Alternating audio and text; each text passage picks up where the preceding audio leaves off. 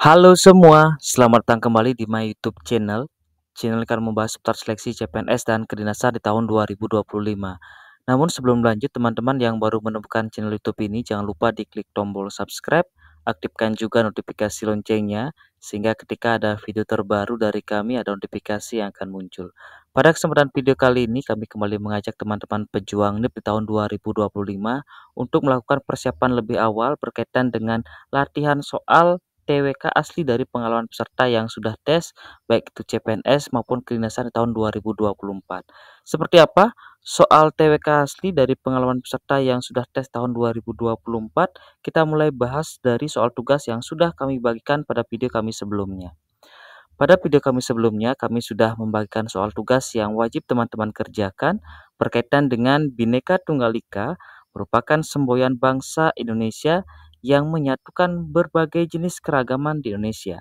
Salah satu fungsinya termasuk dalam hal mewujudkan sikap toleransi warga. Perwujudan semboyan Bhinneka Tunggal Ika oleh pemerintah terkait hal tersebut adalah apakah opsi yang A, B, C, D, ataukah opsi yang E. Silakan teman-teman pilih yang mana sekiranya menjadi jawaban yang terbaik, dan sekaligus kami menyampaikan ucapan terima kasih kepada teman-teman yang sudah menuliskan jawaban terbaik versi teman-teman pada video kami sebelumnya. Berkaitan dengan soal tugas ini, kita fokus kepada perwujudan atau implementasi semboyan Bhinneka Tunggal Ika oleh pemerintah terkait dengan konsep tersebut. Kalau kita analisis satu persatu, teman-teman, mulai dari opsi yang A, memberikan kesempatan yang sama bagi semua profesi untuk berorganisasi. Berkaitan dengan Bhinneka Tunggal Ika, untuk menyatukan keberagaman, keragaman yang dimasukkan di sini adalah konsepnya adalah SARA, teman-teman. Suku, agama, ras, dan antar golongan. Berkaitan dengan opsi yang A, ini berkaitan dengan profesi, ini tidak secara spesifik berkaitan dengan semboyan Bhinneka Tunggal Ika, sehingga opsi yang A bukan menjadi jawaban. Berikutnya opsi yang B, berperan aktif dalam konflik dunia dengan prinsip bebas aktif. Opsi yang B ini adalah berkaitan dengan politik luar negeri. Bhinneka Tunggal Ika itu adalah konsep integrasi untuk dalam negeri, bukan berkaitan dengan prinsip politik bebas aktif atau politik luar negeri. Opsi yang B juga bukan menjadi jawaban yang terbaik. Berikutnya opsi yang C, menjamin kebebasan perayaan hari besar agama yang diakui di Indonesia. Opsi yang C ini berkaitan dengan agama, kebebasan merayakan hari besar agama. Kita simpan opsi yang C. Berikutnya opsi yang D, menjaga kebudayaan nasional dengan cara menyaring masuknya kebudayaan asing. Opsi yang D itu ada berkaitan dengan kebudayaan. Ini yang menjadi penyebab teman-teman pada video kami sebelumnya itu banyak memilih opsi yang C dan opsi yang D. Di mana perbedaannya adalah kalau opsi yang D ini berkaitan dengan prinsip dari kepribadian bangsa. Dalam artian budaya asing yang masuk ke Indonesia itu disaring dengan budaya nasional. Padahal konsep Bhinneka Tunggal Ika yang dapat dilakukan oleh pemerintah itu adalah berkaitan dengan suku, agama, ras, antar golongan. Opsi yang D, menjaga kebudayaan nasional dengan menyaring budaya yang masuk ke Indonesia, itu tidak hanya dapat dilakukan oleh pemerintah. Itu yang paling menjadi ujung tombaknya adalah warga negara. Sehingga opsi yang D bukan menjadi jawaban. Dan terakhir, opsi yang E, memberikan kesempatan bagi penyandang disabilitas untuk memperoleh pekerjaan. Ini berkaitan dengan penyandang disabilitas atau kesamaan kesempatan untuk mendapatkan pekerjaan, ini bukan erat kaitannya dengan Bhinneka Tunggal Ika. Sehingga opsi yang E juga bukan menjadi jawaban. Maka dari itu teman-teman, opsi terbaik adalah opsi yang C. Semboyan Bhinneka Tunggal Ika yang menekankan pentingnya persatuan dalam keberagaman. Jadi pemerintah dengan menjamin kebebasan perayaan hari besar agama itu merupakan aspek yang penting antar umat beragama, termasuk untuk menjamin kebebasan warga negara untuk merayakan hari besar agamanya, yang dijamin oleh pemerintah dengan cara memberikan kebebasan dalam merayakan hari besar agama tersebut, teman-teman. Sekali lagi, opsi terbaik adalah opsi yang C. Kami sampaikan ucapan selamat kepada teman-teman yang sudah memilih opsi yang C. Kita lanjut kembali ke soal pertama. di video kali ini berkaitan dengan pilar negara. Pasal 1 ayat 3 Undang-Undang Dasar Negara Republik Indonesia 1945 menyatakan bahwa Indonesia adalah negara hukum. Apa implikasi ketentuan tersebut terhadap pemerintahan? Jadi yang ditanyakan teman-teman di soal yang pertama ini adalah apa implikasi atau dampaknya ketentuan Indonesia adalah negara hukum terhadap pemerintahan. Apakah opsi yang A, B, C, D, ataukah opsi yang E? Silakan teman-teman pilih yang mana sekiranya menjadi jawaban yang terbaik. Kita akan analisis satu persatu teman-teman. Mulai dari opsi yang A, pemerintah terikat pada hukum dalam setiap pelaksanaan tugasnya. Ini berkaitan dengan pemerintahan. Di opsi yang A, ada kosakata pemerintah terikat pada hukum. Kita simpan opsi yang A, sambil kita menganalisis opsi yang berikutnya. Pada opsi yang B, hukum digunakan untuk menjaga stabilitas negara. Hati-hati teman-teman. Konotasi dari opsi yang B itu adalah bagaimana hukum sebagai alat untuk menjaga stabilitas negara. Dalam artian, kalau ada yang memprotes, ada yang ingin menentang kebijakan pemerintah, hukum yang digunakan untuk stabilitas negara. Itu hal yang kurang baik teman-teman. Dalam artian, hukum digunakan sebagai alat langgengkan kekuasaan. Itu bukan menjadi opsi yang terbaik pada opsi yang B. Berikutnya opsi yang C, pemerintah wajib menjalankan tugas secara transparan dan akuntabel. Opsi yang C secara pernyataan itu bersifat baik atau positif teman-teman. Tetapi ini berkaitan erat dengan integritas atau anti korupsi. Karena dalam menjalankan tugas secara transparan dan akuntabel. Di soal ini adalah kaitannya dengan negara hukum, bukan berkaitan dengan transparansi atau keterbukaan atau pertanggungjawaban dari pemerintah. Opsi yang C bukan menjadi jawaban. Berikutnya opsi yang D, seluruh tugas pemerintah harus sesuai dengan konstitusi. Opsi yang D ini juga erat kaitannya dengan pemerintahan, tetapi yang digunakan kosakatanya adalah konstitusi atau undang-undang dasar. Kita simpan dulu opsi yang D. Kita gunakan teknik eliminasi yang mana sekiranya jawaban terbaik dari jawaban yang baik teman-teman. Terakhir opsi yang E, setiap kebijakan pemerintah harus menghormati hak-hak warga negara. Opsi yang E, memang tindakan itu bersifat positif atau bersifat baik teman-teman, tetapi tidak secara spesifik berkaitan dengan negara hukum, tetapi menghormati hak-hak warga negara. Opsi yang E bukan menjadi jawaban. Dan sekarang teman-teman kita menyisakan dua opsi yang A dan opsi yang D. Negara Indonesia adalah negara hukum, sehingga kita harus secara khusus memperhatikan kata kunci negara hukum. Maka dari itu, opsi terbaik adalah opsi yang A.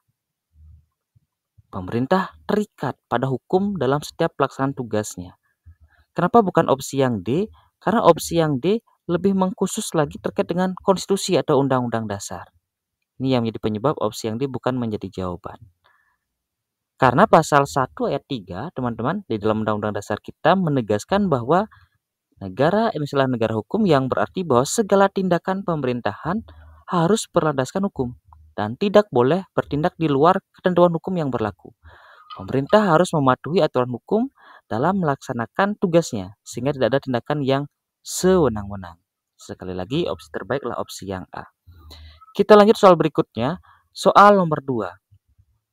Pada soal nomor 2, ini berkaitan dengan pilar negara, implementasi dari sila-sila Pancasila. Kita langsung perhatikan pada inti pertanyaannya, teman-teman.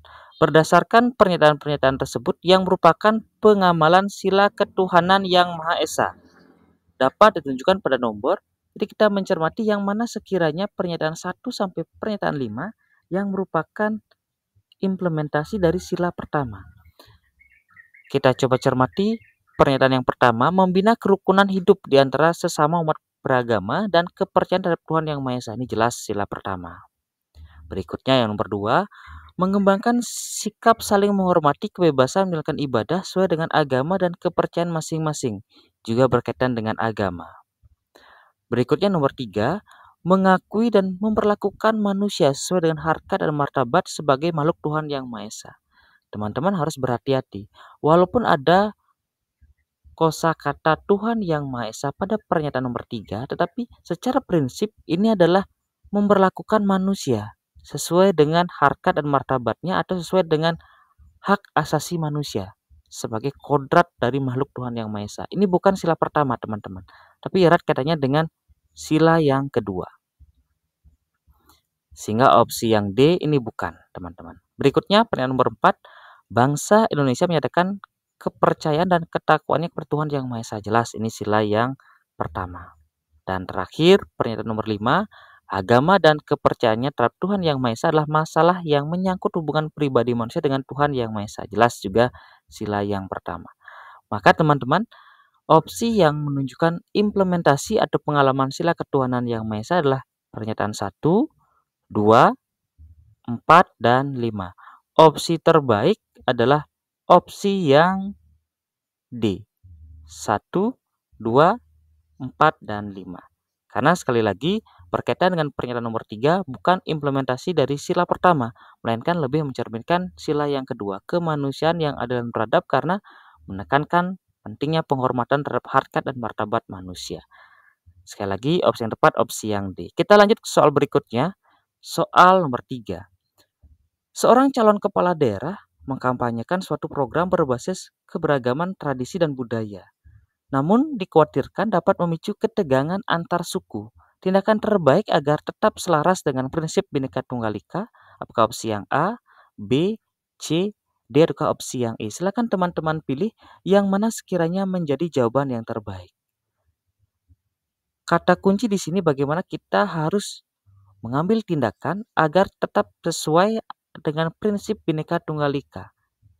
Jangan sampai memicu ketegangan antar suku terkait dengan program yang dikampanyekan oleh calon kepala daerah. Kita coba analisis satu persatu, teman-teman. Dari opsi yang A, menyalahkan pihak yang mengkritik. Kosakatanya sudah jelas tindakan yang negatif, teman-teman. Kita abaikan opsi yang A. Berikutnya, memperluas kampanye berbasis etnis untuk mencangkup semua kelompok masyarakat. Opsi yang B itu harus menjadi opsi yang menjadi perhatian dari teman-teman. Kenapa seperti itu? Karena opsi yang B, walaupun dari kosakatanya itu bersifat baik, teman-teman, tetapi tidak mengandung prinsip Bhinneka Tunggal Ika, hanya memperluas kampanye berbasis etnis. Padahal prinsip Bhinneka Tunggal Ika adalah menyatukan keragaman, baik itu budaya, suku, agama, termasuk terkait dengan tradisi. Sehingga opsi yang B bukan menjadi jawaban. Berikutnya, mengabaikan kritik dan melanjutkan kampanye seperti rencana awal. Ini juga tidak erat kaitannya dengan Bhinneka Tunggal Ika karena tidak ada prinsip persatuannya. Dan berikutnya opsi yang D, mengalihkan fokus kampanye kepada isu ekonomi tanpa menyinggung budaya. Ini juga tidak sesuai dengan prinsip Bhinneka Tunggal Ika, malah mengalihkan isu dari isu berkaitan dengan budaya dan tradisi ke isu ekonomi. Maka dari itu opsi terakhir, merancang program yang mempromosikan persatuan antar berbagai kelompok budaya itu merupakan tindakan terbaik agar program yang sudah dikampanyekan oleh calon kepala daerah itu tetap dapat dilaksanakan. Di mana teman-teman opsi yang E, dengan merancang program yang menekankan keragaman antar budaya, calon kepala daerah dapat mencegah terjadinya perpecahan termasuk mengurangi ketegangan antar suku. Sekali lagi opsi yang tepat opsi yang E.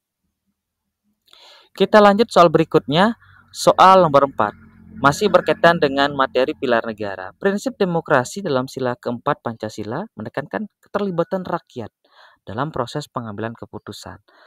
Salah satu bentuk implementasi yang sesuai dengan prinsip ini adalah apakah opsi yang A, B, C, D, atau opsi yang E. Silakan teman-teman pilih yang mana sekiranya implementasi terbaik sesuai dengan sila yang keempat. Kita coba analisis satu persatu, teman-teman.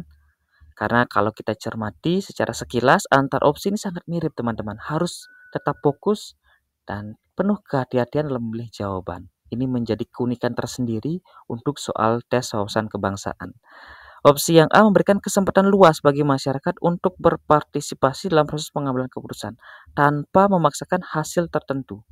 Opsi yang A memang bersifat baik ya, teman-teman, bersifat positif, di mana memberikan kesempatan luas kepada masyarakat untuk berpartisipasi. Tetapi sekali lagi, berkaitan dengan prinsip dari sila keempat, adanya keterlibatan rakyat dalam proses pengambilan keputusan, ini lebih cenderungnya teman-teman berkaitan dengan kesempatan. Padahal sila yang keempat lebih menekankan berkaitan dengan prinsip dari musyawarah dan mufakat. Opsi yang A tidak menitik beratkan pada konsep tersebut, sehingga opsi yang A bukan menjadi jawaban. Berikutnya opsi yang B, mengedepankan partisipasi masyarakat dalam diskusi terbuka guna mencapai keputusan terbaik yang mencerminkan kehendak mayoritas. Pernyataan opsi yang B, kehendak mayoritas mengakibatkan bukan menjadi jawaban. Berikutnya opsi yang C, memfasilitasi perwakilan masyarakat agar dapat menyampaikan aspirasi sebagai bentuk nyata dari prinsip demokrasi dan transparansi. Hati-hati teman-teman. Opsi yang C berkaitan dengan memfasilitasi perwakilan, bukan rakyat secara langsung atau masyarakat secara langsung dalam proses menyampaikan aspirasi. Opsi yang C bukan juga menjadi jawaban. Berikutnya opsi yang D, melibatkan masyarakat dalam proses pengambilan keputusan melalui musyawarah untuk mencapai mufakat. Inilah jawaban yang terbaik dari jawaban yang baik pada opsi sebelumnya. Adanya keterlibatan masyarakat di mana dalam proses pengambilan keputusan melalui musyawarah dan mufakat ini sesuai dengan sila keempat Pancasila. Kenapa opsi yang I juga bukan menjadi jawaban? Karena memastikan bahwa setiap keputusan pemerintah berdasarkan prinsip keadilan. Ini prinsip keadilan lebih erat kaitannya dengan sila kelima, teman-teman. Termasuk kesetaraan bagi seluruh lapisan masyarakat. Maka dari itu, opsi terbaik adalah opsi yang D. Karena prinsip utama dari sila keempat adalah musyawarah untuk mencapai mufakat, di mana setiap warga negara memiliki hak untuk berpartisipasi dalam pengambilan keputusan secara demokratis, teman-teman. Sekali lagi, opsi terbaiklah opsi yang D. Kita lanjut soal berikutnya. Soal nomor 5. Dalam sistem pemerintahan Indonesia, Presiden diberikan kewenangan untuk mengangkat duta dan konsul sebagai perwakilan di luar negeri atau di negara yang memiliki kerjasama diplomatik dengan Indonesia. Lembaga yang memberikan pertimbangan dalam pengangkatan tersebut adalah apakah opsi yang A, B, C, D, atau opsi yang E. Silakan teman-teman pilih yang mana sekiranya menjadi jawaban yang terbaik. Dalam kewenangan Presiden untuk mengangkat duta dan konsul sebagai perwakilan diplomatik di luar negeri, lembaga yang berwenang untuk memberikan pertimbangan bukan Mahkamah Agung, teman-teman. Bukan juga Kementerian Luar Negeri, bukan juga MPR, bukan juga BPK. Opsi terbaik berdasarkan konstitusi atau undang-undang dasar kita adalah opsi yang B. Dewan Perwakilan Rakyat sebagai bentuk pengawasan serta check and balance dalam ketatanegaraan negara Indonesia. Ini berdasarkan pasal 13 Undang-Undang Dasar tahun 1945 yang menyatakan bahwa Presiden berwenang mengangkat dan menerima duta negara lain. Namun dalam pengangkatan duta dan konsul tersebut, Presiden harus mempertimbangkan pendapat atau persetujuan dari DPR sebagai bentuk mekanisme check and balance dalam sistem pemerintahan negara Indonesia. Sekali lagi opsi yang tepat opsi yang B.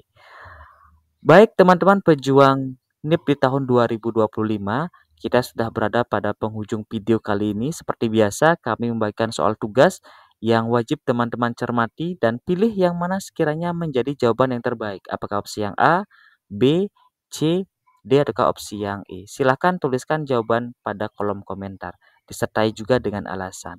Baik teman-teman, itu tadi pembahasan soal TWK ASTI pengalaman dari peserta yang sudah tes. Semoga video yang kami bagikan menambah wawasan dan semangat belajar bagi teman-teman yang sedang mempersiapkan diri baik itu CPNS maupun kedinasan di tahun 2025 ini. Tetap dukung channel ini agar terus berkembang dengan cara klik tombol subscribe, aktifkan juga notifikasi loncengnya. Jangan lupa di like, share sehingga banyak teman-teman dan pejuang NIP di tahun 2025 mendapatkan manfaat dari video yang kami bagikan. Tetap semangat latihan soal, sampai berjumpa di video kami berikutnya. Terima kasih.